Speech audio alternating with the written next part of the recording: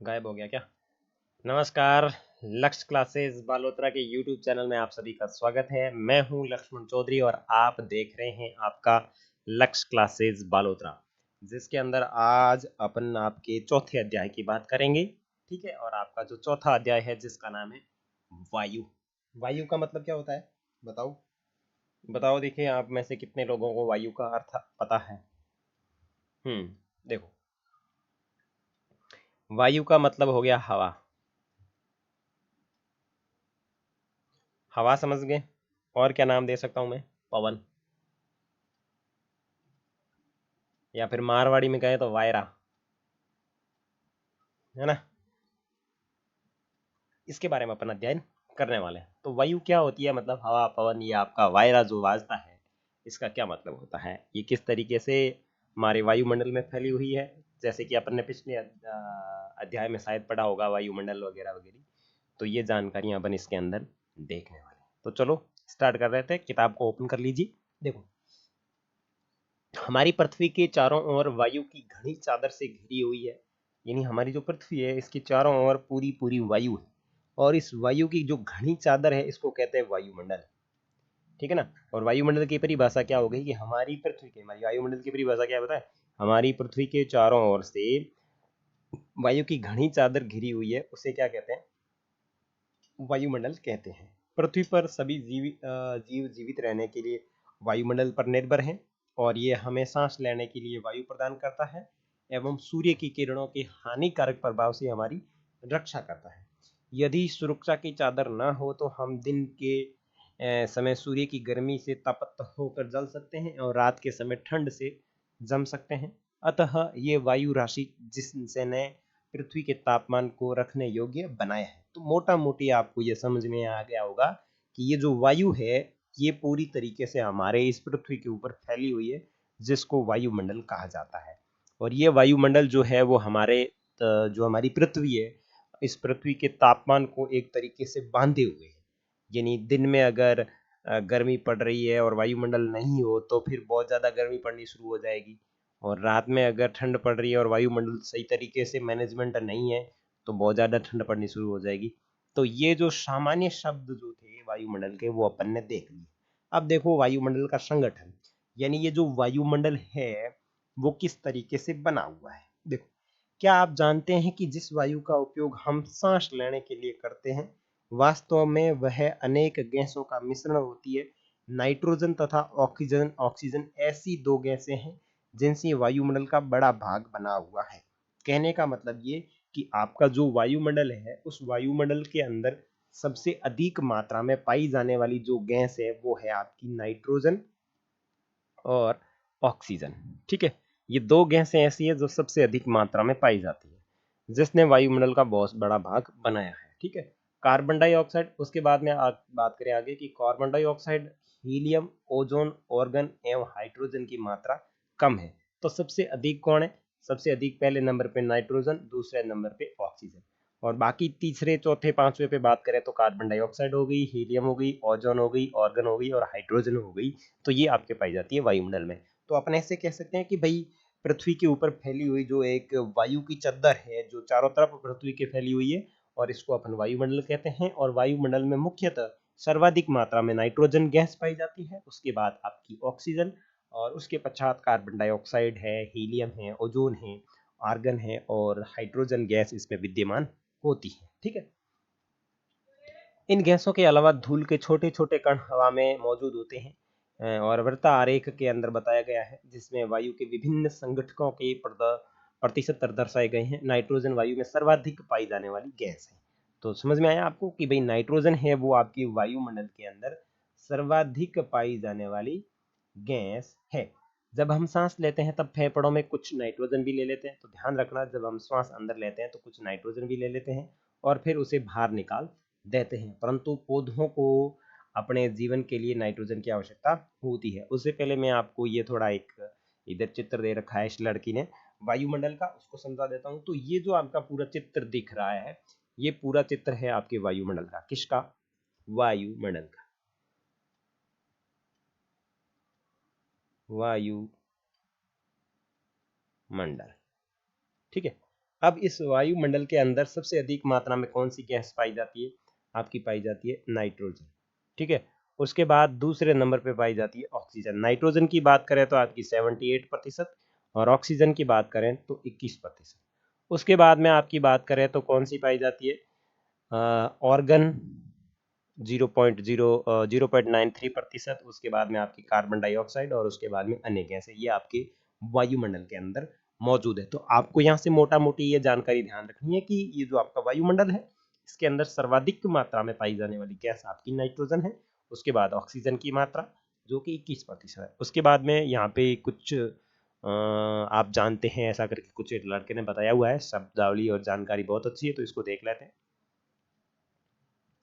देखो, carbon dioxide वायुमंडल में फैलकर पृथ्वी से विकिरित ऊष्मा को पृथ्वी पर रोककर ग्रीन हाउस गैस पैदा करती है, इसलिए इसको ग्रीन हाउस गैस कहा जाता है। तो ध्यान रखना है, ग्रीन हाउस गैस कौन सी गैस कहलाती है? तो आपकी कार्बन डाइऑक्साइड गैस जो है वो वायुमंडल को एक ग्रीन हाउस गैस का निर्माण करती है, और इसके अभाव में धरती इतनी ठंडी हो जाती है कि इस पर रहना असंभव होता है। देखो, मोटा मोटी इधर सुनो कि ये जो कार्बन डाइऑक्साइड गैस होती है वो हमारे पृथ्वी के लिए लाभदायक भी है और हानिकारक भी है। अगर सामान्य वो क्या बोलते हैं, कार्बन डाइऑक्साइड पड़ी है अपने पृथ्वी के ऊपर वायुमंडल में, तो अपना पृथ्वी का जो टेम्परेचर है वो सामान्य रहेगा। समझ में आया कि भाई बराबर नॉर्मल है, तो अपना सामान्य टेम्परेचर वो पृथ्वी का तापमान है वो सामान्य रहेगा। अगर कहीं पे नाइट्रोजन सॉरी ऑक्सीजन ये कार्बन डाइऑक्साइड नहीं है तो वहां पे क्या होगा, गर्मी ज्यादा नहीं पड़ करके ठंड ज्यादा पड़ेगी। और कहीं पे अगर कार्बन डाइऑक्साइड की मात्रा अधिक होगी तो वहां पे गर्मी ज्यादा पड़नी शुरू हो जाएगी। अब इसमें आगे बताया गया आपके कि और इसके अभाव में धरती इतनी ठंडी हो जाती है कि रहना असंभव। जैसे आपके ध्रुवों की बात करें, भाई दक्षिणी ध्रुव और उत्तरी ध्रुव है, वहां पे कोई लोग रहते ही नहीं है, क्योंकि वहां पे बर्फ ज्यादा पड़ती है। और बर्फ इसलिए ज्यादा पड़ती है क्योंकि वहां पे कार्बन डाइऑक्साइड गैस की मात्रा ही नहीं है, इसलिए। ठीक है, आगे देखो।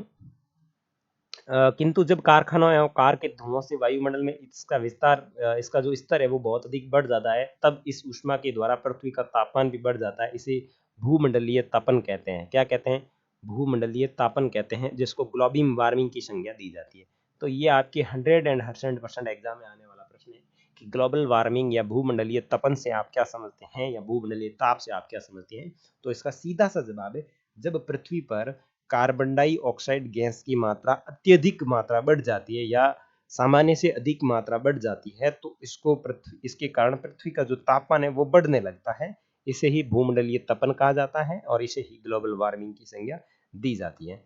तापमान में इस वृद्धि के कारण पृथ्वी के सबसे ठंडे प्रदेश में जमी हुई बर्फ पिघलती है, जिसके परिणाम स्वरूप समुद्र के जल स्तर में वृद्धि होती है, जिसके तटीय क्षेत्रों में बाढ़ आ जाती है। दीर्घ अवधि में इसके कारण जलवायु में अत्यधिक परिवर्तन हो सकता है, जिसके फलस्वरूप कुछ पौधे एवं पशु लुप्त हो सकते हैं। तो देखो, मेरी बात सुनो, यहाँ पे आपको ये सारी चीजों में से सिर्फ यहाँ पे जो अभी मैंने बताया, इसमें आपको ग्लोबल वार्मिंग है वो ध्यान में रखना है कि ग्लोबल वार्मिंग क्या चीज है, यानी भूमंडलीय तपन है वो आपके क्या चीज है। तो फर्स्ट पेज आपका पूरा कंप्लीट हो गया। यहाँ पे मैंने आपको पढ़ाया कि ग्रीन हाउस कौन सी गैस से बनता है। कार्बन डाइऑक्साइड गैस है वो आपकी ग्रीन हाउस का निर्माण करती है। और उसके बाद में मैंने आपको ग्लोबल वार्मिंग बताया, जो अगर पृथ्वी के ऊपर कार्बन डाइऑक्साइड गैस की मात्रा बढ़ जाती है तो उसको ग्लोबल वार्मिंग की संज्ञा दी जाती है। और उससे पहले मैंने आपको बताया था कि वायुमंडल के अंदर नाइट्रोजन सर्वाधिक मात्रा में 78%, और ऑक्सीजन जो है वो आपकी दूसरे नंबर पे जो पाई जाती है, जिसकी मात्रा 21% है। और हम वायुमंडल में ऑक्सीजन के साथ साथ में कौन सी गैस ले लेते हैं? तो नाइट्रोजन गैस ले लेते हैं, जो भी मैंने आपको यहाँ पे पढ़ाया था। और उसके बाद में अपन ने देखा था कि परंतु पौधों को अपने जीवन के लिए नाइट्रोजन की आवश्यकता होती है। वे सीधे से नाइट्रोजन नहीं ले पाते। मृदा तथा कुछ पौधों की जड़ों में रहने वाले जीवाणु वायु से नाइट्रोजन लेकर इसका स्वरूप बदल देते हैं, जिससे पौधे इसका प्रयोग कर सकते हैं। अब मेरी ध्यान सुनो भाई, पेड़ पौधों में कोई नाक तो लगा हुआ है नहीं कि वो डायरेक्ट नाक से सूंघ करके अपने साथ में नाइट्रोजन और ऑक्सीजन ले लेंगे। तो देखो मेरी बात सुनो, मैं दोनों चीजें बनाता हूँ। यहाँ पे बनाता हूँ मनुष्य, हाँ, ये बन गया मनुष्य, ये बन गया मनुष्य के हाथ, ये बन गए पैर, ठीक है, ये बन गए कान, ये छोटा सा नाक बन गया, ये इसके बाल बन गए, और यहाँ पे मैं आपका एक पेड़ बना देता हूँ। ठीक है,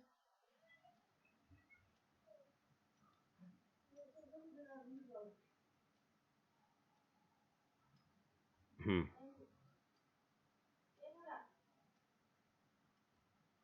कैसा बन रहा है भाई, बताना है ना। गजब का बन रहा है भाई साहब, गजब का। ये लो, ये पेड़ बन गया। अब देखो, मनुष्य क्या करता है, ऑक्सीजन लेता है नाक से। मैं यहां पे लिखता हूं ऑक्सीजन।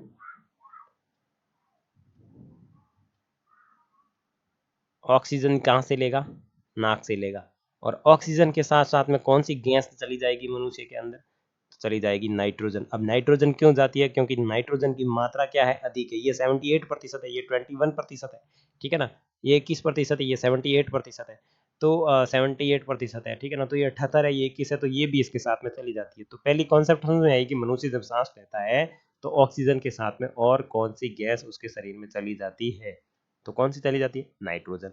अब यह जो नाइट्रोजन है वो पेड़ पौधों के लिए भी आवश्यक होती है, लेकिन पेड़ पौधों के कोई नाक तो होता नहीं है। तो पेड़ पौधों की होती है जड़ें, ऐसे जड़ें फैल रखी होती है जमीन के अंदर, ठीक है।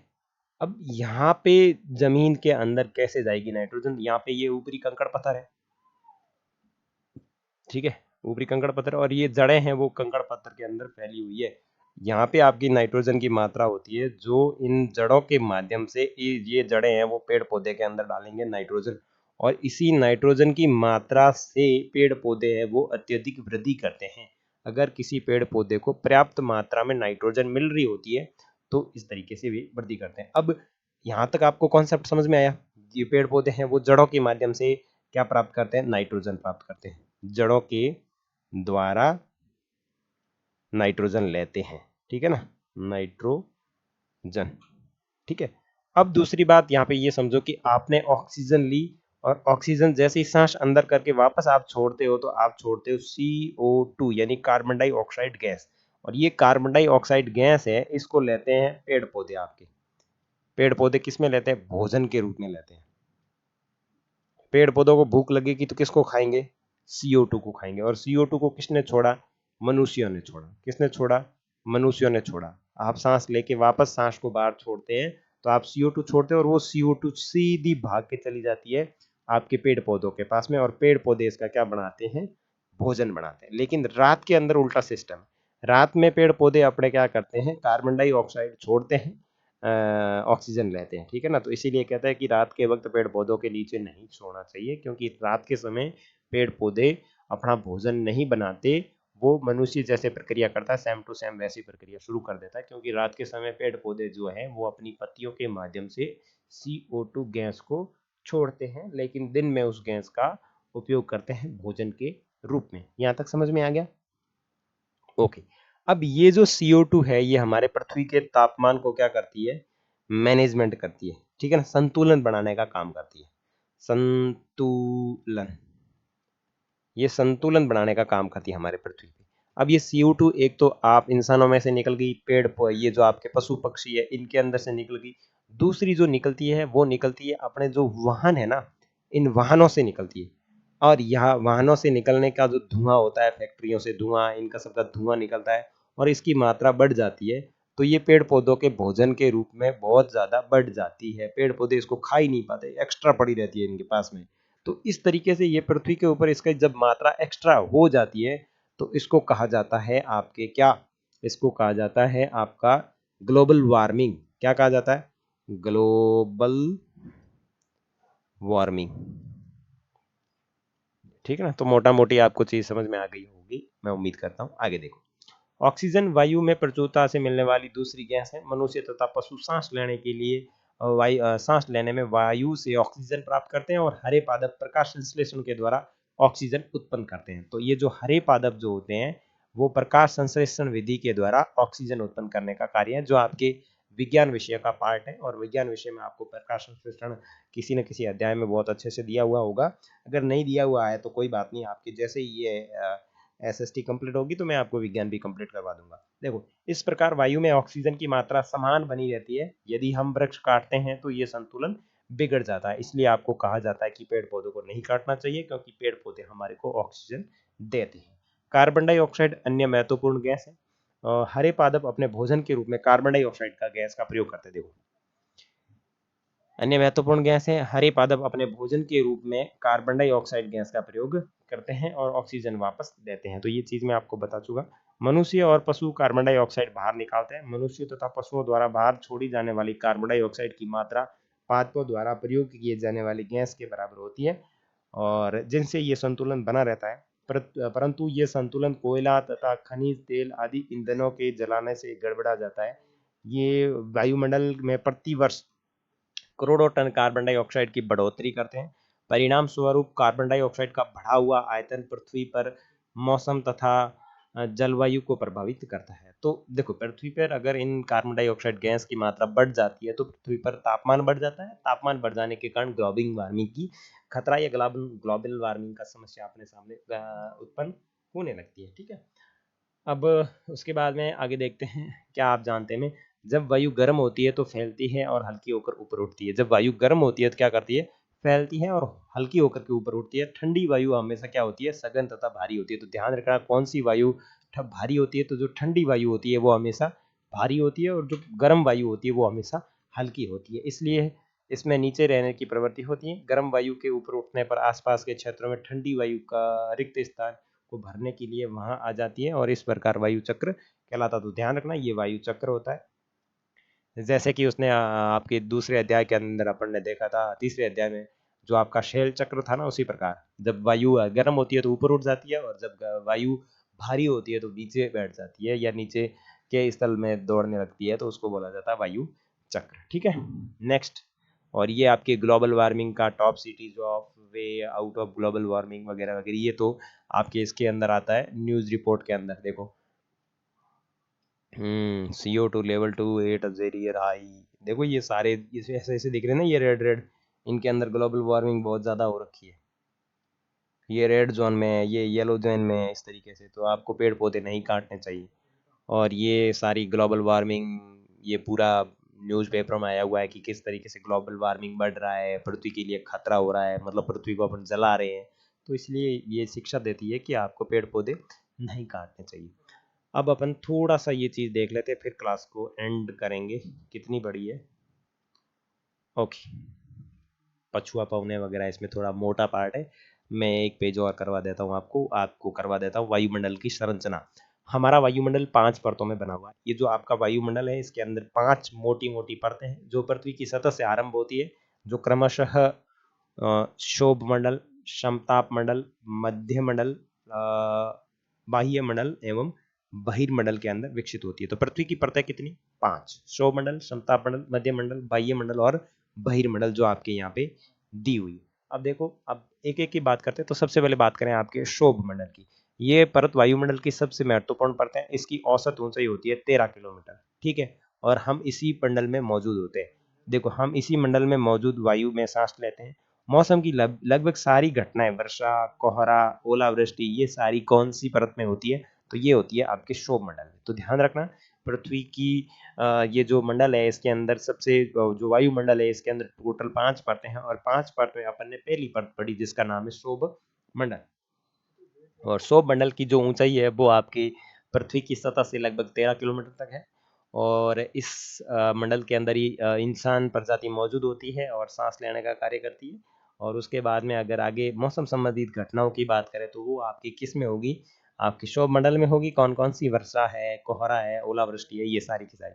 उसके बाद में 2 नंबर पे अगर बात करें तो आपका समताप मंडल है। शोभ मंडल के ऊपर का भाग समताप मंडल कहलाता है, और ये लगभग 50 किलोमीटर है। अब शोभ मंडल है, इसके ऊपर का जो भाग है वो आपका क्या कहलाता है, समताप मंडल कहलाता है, जिसकी ऊंचाई लगभग 50 किलोमीटर है। और ये परत बादलों एवं मौसम संबंधित घटनाओं से बिल्कुल मुक्त है। तो इसके अंदर ना तो आपके बादल होते हैं, ना आपकी कोई मौसम संबंधित घटना होती है। इसके फलस्वरूप यहाँ की परिस्थितियां हवाई जहाज उड़ाने के लिए आदर्श मानी जाती है।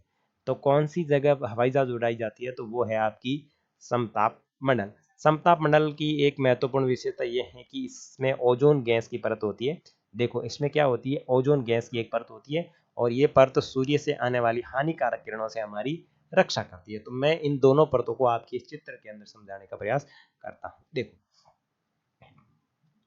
ये है आपकी शोभ मंडल, यहां से लेके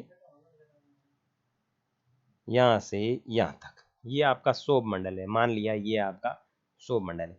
अब ये इस सतह से लेकर के यहाँ तक है, तो ये कितने किलोमीटर है, तो ये लगभग आपके 13 किलोमीटर तक। ठीक है, इसके अंदर आपकी आपके ऑक्सीजन पाई जाती है, CO2 पाई जाती है। ठीक है, और इसी के अंदर आपके मौसम की घटनाएं होती है। मौसम की घटनाएं, जैसे क्या, बारिश, और क्या चीज हो गई, बारिश हो गया, और कौन कौन सी चीज थी, बारिश हो गया, और आपकी हो गई ओलावृष्टि, हो गई कोहरा वगैरह, जो भी घटनाएं होती है वो सिर्फ आपकी यहाँ तक होती है। अब इसमें यहाँ से लेकर के लगभग यहाँ तक जो है वो है आपके लगभग 50 किलोमीटर, और इस 50 किलोमीटर तक जो चीज है उसको बोलते हैं समताप मंडल। इसमें कोई बादल वादल नहीं पाए जाते, ये बिल्कुल मौसम की जो घटनाएं होती है इसको बिल्कुल, इससे ये बिल्कुल मुक्त होता है। यहाँ पे कोई आपके बादल नहीं होते, ना ही आपके कोई मौसम संबंधित घटनाएं होती है। लेकिन ये जो स्थिति है इसके अंदर आप हवाई जहाज है वो बिल्कुल आसानी से उड़ा सकते हैं। तो ध्यान रखना, हवाई जहाज है वो कौन सी परत के अंदर या कौन से मंडल में उड़ाया जाता है, तो उसको बोला जाता है समताप मंडल। कौन से मंडल में उड़ाया जाता है, समताप मंडल में उड़ाया जाता है। और दूसरी बात ये कि ये जो समताप मंडल है इसके अंदर एक पाई जाती है परत, जिसका नाम है ओजोन परत। क्या नाम है, ओजोन परत। या परत का मतलब ये हुआ कि ये ओजोन परत जो है ये एक ओजोन गैस है, ठीक है ना, ओजोन गैस का आवरण है, जिसको कहा जाता है O3 कहा जाता है, ठीक है ना, जैसे CO2 हो गया, O2 हो गया, ठीक है ना, इसी तरीके से इसको कहा जाता है O3 कहा जाता है, जिसका नाम है ओजोन परत। अब ये जो ओजोन परत होती है वो क्या करती है, जैसे मान लो ये आपका यहाँ पे सूर्य बना हुआ है, ठीक है, और इस सूर्य से किरणें आ रही है, खतरनाक तेज तेज किरणें आ रही है। तो ये जो ओजोन परत क्या करती है, इनमें से कुछ हानिकारक किरणें होती है उनको क्या कर लेती है, यहीं पे रोक लेती है, और जो किरणें शरीर के लिए अपने उपयोगी होते हैं उनको ही यहाँ पे भेजती है पृथ्वी पर, ठीक है ना, यानी जो आप सौर मंडल में आप रहते हैं ना यहीं पे भेजती है। तो ध्यान रखना ओजोन परत का काम क्या है, ओजोन परत है उसका काम ये है कि पृथ्वी से आने वाली जो हानिकारक किरणें होती है, ठीक है ना, कौन सी किरणें, हानिकारक,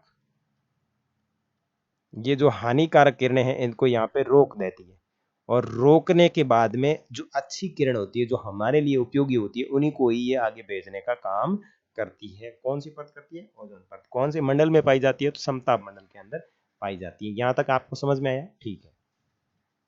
आगे देखो 3 नंबर, मध्य मंडल। देखो मध्य मंडल क्या है, ये वायुमंडल की तीसरी परत है, और ये समताप मंडल के ठीक ऊपर होती है, और ये लगभग 80 किलोमीटर तक होती है। तो देखो ये रही आपकी समताप मंडल, ठीक है ना, ये आपकी क्षोभ मंडल होगी, उसके बाद में ये आपका समताप मंडल हो गया, ठीक है ना, समताप मंडल हो गया।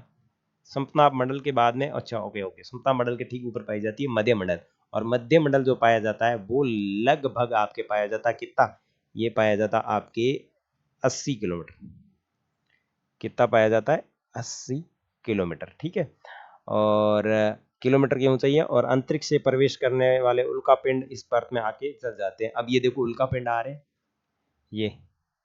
ये जो आपके उल्का पिंड है, उल्का पिंड जो आपने 6 क्लास के अंदर पढ़ा होगा, उल्का पिंड जो अगर टकरा के कहीं आते हैं अगर पृथ्वी में, तो ये उल्का पिंड पृथ्वी तक पहुंचते पहुंचते आपकी वायुमंडल की जो मध्य मंडल वाली जो परत है उसमें ही ये क्या कर जाते हैं, नष्ट होके जल जाते हैं, ठीक है ना, और पिंड अंतरिक्ष में ही जल जाते हैं। उसके बाद में आपका बाह्य मंडल है, और मध्य मंडल के बाद में आपका बाह्य मंडल है, ठीक है ना, ये बाह्य मंडल है। और बाह्य मंडल आपके जो है वो 80 से 400 किलोमीटर तक होता है। कितना होता है, 80 से लगभग 400 किलोमीटर तक होता है, ठीक है। बाह्य वायुमंडल में बढ़ती ऊंचाई के साथ तापमान अत्यधिक तीव्रता से बढ़ता है, और आयन मंडल इस परत का एक भाग है, और यह 80 से 400 किलोमीटर तक फैला हुआ है, और रेडियो संचार की जो घटना है वो यहाँ पे होती है। तो ये जो बाह्य मंडल है इसको आप आयन मंडल भी कहा जा सकता है, आयन मंडल। और यहाँ पे तापमान जो होता है, तापमान उच्च होता है, क्योंकि सूर्य की तरफ अपन बढ़ रहे हैं, तो तापमान क्या है, उच्च हो रहा है। तो ये आपके चौथे नंबर की थी बाह्य मंडल, जिसमें तापमान उच्च है। और रेडियो संचार के लिए इस परत का उपयोग किया जाता है। वास्तव में पृथ्वी से प्राप्त प्रसारित रेडियो तरंगें इस पर परत द्वारा पुनः पृथ्वी पर परावर्तित होती है। जैसे ये चीजें मैं बोल रहा हूँ ये वापस वहां से टकरा करके वापस आती है। तो रेडियो संचार जो ध्वनि होती है, रेडियो संचार, रेडियो संचार। अब ये क्या होता है, जैसे जैसे आप बड़ी क्लास में जाओगे तो उसको बहुत अच्छे से समझ लोगे। यानी अपन कोई भी चीज बोलते हैं वो इस परत से टकरा करके वापस आके आपको सुनाई देती है। यानी यहाँ पे रेडियो संचार की जो एक्टिविटीज जितनी भी लगी होती है वो आपके बाह्य मंडल के अंदर लगी हुई है। उसके बाद में आपके लास्ट बहिर्मंडल की बात करते हैं, जो आपका लास्ट है। तो देखो, बहिर्मंडल जो होता है वो वायुमंडल की सबसे ऊपरी परत को बहिर्मंडल के नाम से जाना जाता है, और ये वायु की पतली परत होती है। इसमें हल्की गैसें पाई जाती है जिसका नाम हीलियम एवं हाइड्रोजन है, जो अंतरिक्ष में तैरती रहती है। और जो हल्की गैसें होती है वो आपकी कौन सी है? हीलियम, हीलियम और हाइड्रोजन। हीलियम और जो हाइड्रोजन गैस है वो आपके पाई जाती है बहिर्मंडल में। तो ये आपके प्रमुख आपके 5 वायुमंडल की परतें थी, जिनके अंदर आपने क्षोभ मंडल, समताप मंडल, मध्य मंडल, बाह्य मंडल और वायुमंडल वायुमंडल, बाह्य वायुमंडल और बहिर्मंडल के बारे में जानकारी प्राप्त की। नेक्स्ट क्लास के अंदर अपन मौसम एवं जलवायु के बारे में बातचीत करते हुए आपके तापमान की बातचीत करेंगे, और उसके बाद में वायु दाब की, फिर आपके पवन की बात करेंगे, और फिर चक्रवात क्या होता है उसको पढ़ने के बाद में आप आर्द्रता पढ़ेंगे, और इसके बाद में आपके प्रश्नों की बारी आएगी। तो लगभग आपकी 3 क्लास हो जाएगी। 3 क्लास लेके मैं इसको पूरा करूंगा। तो उम्मीद है आपको वीडियो अच्छा लगा है, तो आप इसको लाइक करेंगे, साथ ही साथ अच्छे से कमेंट करोगे, और उसके बाद में कोई भी आपके दिमाग में प्रश्न है या सवाल है तो आप मुझसे पूछ सकते हैं। और इसके अंदर से जो जीके के क्वेश्चन बनते हैं तो वो अपने लक्ष्मण धारा यूट्यूब चैनल पे डाले हुए, वहाँ पे आप प्लेलिस्ट में जाके देख सकते हैं। अगर चैनल पे नए हो तो सब्सक्राइब कर लेना, नहीं तो अपने फ्रेंड को साथ में शेयर कर देना, उसे भी है ना कि इसको सब्सक्राइब करें, ताकि इसको जानकारी अच्छे से ऐसे मिलती रहे। धन्यवाद, मिलेंगे नेक्स्ट पार्ट में। जय हिंद, जय भारत।